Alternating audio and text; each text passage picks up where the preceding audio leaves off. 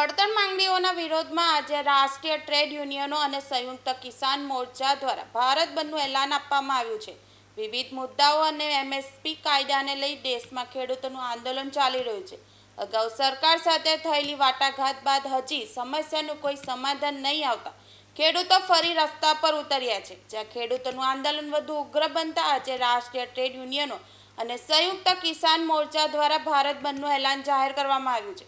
જેમાં ઔદ્યોગિક એકમો અને ગ્રામીણ વિસ્તારમાં આંદોલનને સફળ બનાવવા દક્ષિણ ગુજરાતના ખેડૂત અગ્રણીઓ દ્વારા બંધના એલાનને ટેકો જાહેર કરવામાં આવ્યો હતો।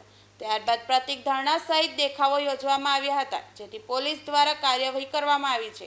ખેડૂત અગ્રણી દર્શન નાયક સહિતના અલગ અલગ જિલ્લાના ખેડૂત અગ્રણીઓની આગેવાની હેઠળ જિલ્લામાં પ્રતિક ધરણાના કાર્યક્રમનું આયોજન કરવામાં આવ્યું છે।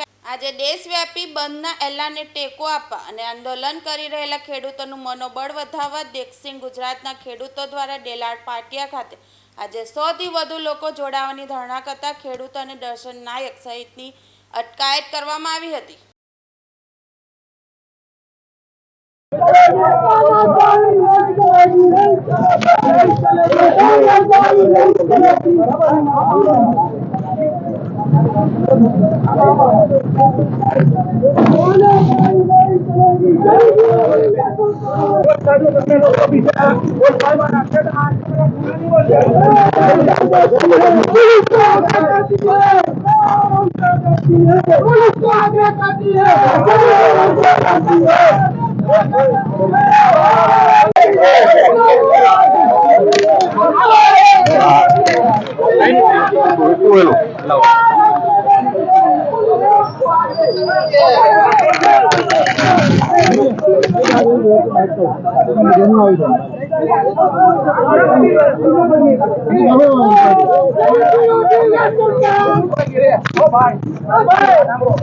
लागू करो भाई, लागू करो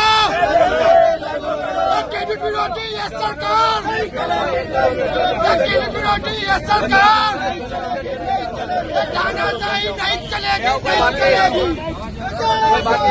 जय किसान, जय किसान।